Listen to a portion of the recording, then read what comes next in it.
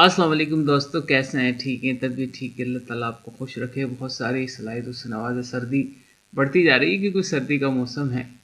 तो ख़बरों की जानिब चलते हैं कि पाकिस्तान का सिडनी हमले पर एहज़ार अफसोस, हर किस्म के दहशत गर्दी की मजम्मत करते हैं वज़ीर आज़म पाकिस्तान। वज़ीर आज़म पाकिस्तान ने ऑस्ट्रेलिया के शहर सिडनी के साहिल बॉडी में होने वाले हमले पर अफसोस का इजहार किया है। तफसीलात के मुताबिक सिडनी में वाक़या साहिल बॉडी में यहूदियों के मजहबी तकरीब के दौरान 2 मुसल्लह अफराद दाखिल हुए। उन्होंने अंधाधुंध फायरिंग की जिसके नतीजे में 12 अफराद हलाक जबकि 37 के करीब जख्मी हुए। सिडनी बीच हमला मुसल्लह शख्स को दबोच कर काबू करने वाले मुस्लिम हीरो की भी दुनिया भर में बहुत पजीराई मिल रही है कि ऑस्ट्रेलियाई वज़ीर आज़म ने वाक़े को दहशत गर्दी करार देते हुए कहा है कि इसमें सिर्फ यहूदियों को ही निशाना बनाया गया है। ऑस्ट्रेलिया के शहर सिडनी के साहिल बॉडी में यहूदियों के मजहबी त्यौहार हनोका के दौरान होने वाले हमले को जान पर खेल कर नाकाम बनाने वाला हीरो मुसलमान है। बैनुल-अक़वामी मीडिया रिपोर्ट के मुताबिक बॉडी बीच पर यहूदियों की तकरीब के दौरान 2 मुसल्लह अफराद दाखिल हुए और एक ऊंचे मकाम पर खड़े होने के बाद अंधाधुंध फायरिंग कर दी। यहूदियों के त्यौहार और वीकेंड की वजह से साहिल पर आवाम की बहुत बड़ी तादाद जमा थी। फायरिंग होते ही वहाँ पर अफरा तफरी मची और सब अपनी जान बचाने के लिए भागते नजर आए। इस दौरान एक शख्स ऐसा भी था जो एक गाड़ी के पीछे आकर छुपा। उसने आगे बढ़कर हमलावर को दबोच कर काबू किया और बड़े नुकसान से बचा लिया। ऑस्ट्रेलियाई मीडिया रिपोर्ट के मुताबिक जान पर खेलकर मुसल्लह शख्स को काबू करने वाला शहरी का नाम अहमद है जो ऑस्ट्रेलिया के शहरी हैं और उम्र उनकी 43 साल है। इस तरह आपने बहुत सारे दोस्तों को तो पता भी नहीं होगा, बहुत सारे दोस्तों ने काम भी किया होगा, बहुत सारे दोस्तों के पास एसेट्स भी होंगे कि इस वक्त दुनिया में टॉप पर वर्चुअल एसेट्स जैसे बिटकॉइन है वो जा रहा है। उसकी बहुत ज़्यादा उस पर लोग काम भी कर रहे हैं, इसको बेच भी रहे हैं, ख़रीद भी रहे हैं और उस पर और भी बहुत सारे टोकन्स जो मार्केट में आते हैं बिटकॉइन के अलावा भी लोग ख़रीद रहे हैं। तो पाकिस्तान में भी ये बहुत ज़्यादा इस पे काम हो रहा है। तो इसके लिए न्यूज़ पे चलते हैं कि पाकिस्तान दुनिया के पहले 3 क्रिप्टो बनाने वाले ममालिक में शामिल हो गया। खुशी की बात है। Chairman Pakistan virtual assets regulatory authority Bilal बिन साकिब ने एक प्रेस ब्रीफिंग में कहा है कि कौम को मुबारकबाद की कि तारीख में पहली बार आलमी एक्सचेंजेस के लिए मुनज़्ज़म, शफाफ और आलमी मेयार का रास्ता खोल दिया गया। उन्होंने कहा कि ये इक़दाम नई सोच की अक्कासी और इदारा जाती तब्दीली है। इस्लामाबाद, बाइनांस और STX को NOC का इजरा नई सोच का अमली कदम है। इस फ्रेमवर्क के तहत एंटी मनी लॉन्ड्रिंग और दहशत गर्दी की माली मामूलियत की निगरानी मुमकिन होगी। बिलाल बिन साकिब ने कहा है कि इस्लामाबाद पाकिस्तान ने कोई अनोखा मॉडल मुतारिफ नहीं कराया। दुनिया के बड़े आलमी मराकिज़ इस तरह के मरहलेवार मॉडल्स अपनाते हैं। दुनिया के पहले 3 क्रिप्टो अपनाने वाले ममालिक में पाकिस्तान का शुमार भी है।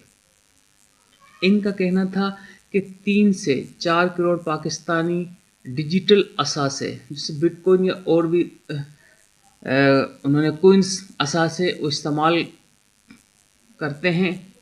हमने आलमी मालियाती निज़ाम के तहत बरवक्त और दुरुस्त फैसला करने हैं। $100 ट्रिलियन का आलमी बॉन्ड मार्केट डिजिटल रिलीज की तरफ बढ़ रहा है। Chairman Pakistan virtual assets regulatory authority का कहना था कि पाकिस्तान में डिजिटल असासे अपनाने की बेहतरीन सलाहियत मौजूद है। कानूनी और मुनज़्ज़म रास्ते के बगैर सलाहियतों का कोई फ़ायदा नहीं। ये फ्रेमवर्क सिर्फ ट्रेडिंग के लिए नहीं बल्कि सनतों के लिए भी फ़ायदेमंद है। बिलाल बिन साकिब ने मज़ीद कहा کہ پاکستان اگلے 10 سال میں ٹیکنالوجی کے ذریعے اپنی خود مختاری مستحکم کر چکا ہوگا۔ نوجوانوں کو پیغام ہے کہ وہ مستقبل کی تیاری کریں۔ یہاں جو میرے نالج میں ہے، میں اپنے دوستوں جو میرے ویورز ہیں، ناظرین ہیں، میں ان کو یہ بتاتا چلوں کہ ٹریڈنگ ایک بائنانس ایک اپلیکیشن ہے، آپ اس کو ڈاؤن لوڈ کر لیں۔ بہت لوگوں نے بائنانس اس وقت ڈاؤن لوڈنگ کی تھی، اور بہت سارے انہوں نے ڈیجیٹل جو کی تھی کہ ایک بہت پہلے ایک ٹپ ٹپ ٹپ ٹپ ٹپ کی ایک گیم آئی تھی، بہت زیادہ لوگوں نے اس پہ کام کیا۔ مجھے نام یاد نہیں آ رہا اس وقت نا، وہ جس میں وہ تھا، تو اس سے لوگوں نے بہت سارے ڈالرز بھی کمائے، بہت سارے لوگ نہیں کما سکے کیونکہ انہوں نے کنٹینیو کام نہیں کیا تھا۔ وہ تو ایک شکل تھی کہ کرپٹو ایسے ہوتی ہے، لیکن کرپٹو ایک باقاعدہ سسٹم ہے جس میں ہمارے پاس پاکستان میں ایسے بچے اور بچیاں، لڑکے اور لڑکیاں ایسے کام کر رہی ہیں جنہوں نے بلاک چین پہ کام کر کے بلاک چین ہی اس کرپٹو کو جو ہے نا مائننگ میں کام آتا ہے۔ اور بینک ہے، سمجھو بلاک چین ایک بینک ہے جو جس بینک میں وہ اس کے ایسٹس آ جاتے ہیں، یا ان کی جو ہے ہم کوئی بھی بٹ کوئن یا کوئی بھی خرید کے اسی بلاک چین سے دوسری بلاک چین پہ دیں گے تو وہ ٹرانزیکشن ہوتی ہے، بیچتے ہیں ہم۔ تو اس بارے میں تھوڑا نوجوان سے میری گزارش ہے کہ کچھ کام سیکھیں کہ بائنانس کیا ہے۔ بائنانس ایک بہت بڑی جو ہے ایجنسی ہے کرپٹو کی، ایک مانے کہ کیا کہتے ہیں اس کو، بینک ہے، اس میں سے آپ خرید بھی سکتے ہیں، آپ اس میں مائننگ کر کے فری میں بھی کوائنس خرید سکتے ہیں، ان میں ایک اپنا اکاؤنٹ بنا کر پہلے KYC کر کے، اور ایک بہت اچھا سسٹم ہوتا ہے، اس سے آپ اپنے کچھ جو پیسے ہیں آپ کے، تو آہستہ آہستہ پاکستان میں جب وہ ریگولر ہو جائے گا تو اس سے ہم ایزی پیسہ یا جیس کیش یا کوئی بھی بینک ٹرانسفر سے بھی اپنے ڈالرز پرچیز کر کے وہاں سے کوئی بھی ہم جو ہے کوئن خرید سکتے ہیں، یا کرپٹو خرید سکتے ہیں، جو بھی خرید سکتے ہیں۔ تو اس پہ ابھی سے کام شروع کر دیں، آپ تھوڑا سیکھنا کہ کرپٹو کیا ہے، بٹ کوئن کیا ہے۔ بٹ کوئن کے بارے میں آپ کو ایک بات بتاؤں کہ ایک میرا دوست بہت پہلے میں، کیونکہ انٹرنیٹ بہت سالوں سے سارے لوگوں نے ہمارے یہاں یہ چین بلاک چین پہ کام کر رہے ہیں، تو میری بھی آپ سے ایک مشورہ ہے کہ زیادہ سے زیادہ اس کام کو بھی سیکھیں، کیونکہ اس پہ اگر آپ زیادہ ہمارے نوجوان بلاک چین یا اس کے ٹریڈنگ کے بارے میں زیادہ سیکھیں گے تو وہ ورچوئل ایسٹس جیسے بٹ کوئن ہیں، ایتھریم ہے، بہت سارے کوئنس ہیں، ان کو استعمال کر سکتے ہیں، اپنے دوستوں سے مشورہ کر سکتے ہیں۔ تو یہ میری ایک چھوٹی سی رائے تھی کہ انشاءاللہ بٹ کوئن کے بارے میں آپ کو بتا رہا تھا کہ بٹ کوئن 2008 میں ایک میرا دوست میرے پاس آیا اور کہنے لگا کہ یار یہ ایک نئی کرنسی ہے۔ نئی کرنسی ہے؟ کیسی کرنسی ہے بھائی؟ برے ڈیجیٹل کرنسی ہے۔ تو دیکھو مجھے اس ٹائم معلومات نہیں تھی دوستوں، مجھے کوئی بھی پتہ نہیں تھا کہ یہ کیا ہے کیا نہیں، تو میں نے اس کو منع کر دیا۔ تو اس وقت تو میرے خیال وہ 10,000 یا 12,000 کی ایک بٹ کوئن تھا، یا 8,000 کا تھا، مجھے ذہن میں نہیں تھا، میں نے خریدا ہی نہیں، لیا ہی نہیں، اس ٹائم پیسے بھی تھے۔ تو آج وہ کروڑوں میں ہے، جس کے پاس ایک بٹ کوئن ہے وہ کروڑ پتی ہے۔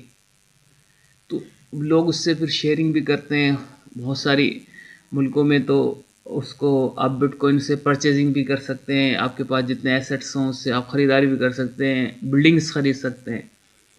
تو بٹ کوئن بھی اس کے علاوہ بھی بہت سارے جو ہیں اپنے ایسٹس ہیں، کوئنس ہیں، تو انشاءاللہ پاکستان میں بھی ہم چاہیں گے کوئی اچھا سا کوئن، پاک کوئن یا کوئی ایسا کوئن لانچ ہو، ہمارا کوئی نوجوان لانچ کریں، ہم بھی اس کو لیں، اس سے ٹرانزیکشن کریں، پرچیزنگ کریں، تو انشاءاللہ اس کے بارے میں پھر بات کریں گے۔ اب چلتے ہیں کہ تھوڑا سردیاں ہیں کہ سردیوں میں ہونٹ پھٹنے کی وجہ کیا ہے اور اس کا علاج کیا ہے۔ وٹامن B12 کی کمی کی صورت میں ہونٹ زیادہ خشک ہو جاتے ہیں اور جلد میں دراڑیں پڑنے لگتی ہیں۔ ماہرین صحت کا کہنا ہے کہ ہونٹوں کا بار بار پھٹنا صرف موسم یا پانی کی کمی کا مسئلہ نہیں، بلکہ اس کے پیچھے اکثر اہم وٹامنس اور منرلز کی کمی بھی کار فرما ہوتی ہے۔ سردیوں میں یہ مسئلہ مزید شدت اختیار کر لیتا ہے، جس سے شہریوں کو تکلیف، جلن اور زخموں کا سامنا کرنا پڑتا ہے۔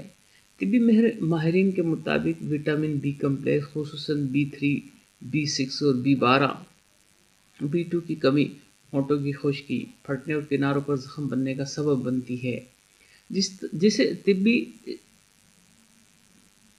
اصطلاح میں انگلوکلائٹس کہا جاتا ہے۔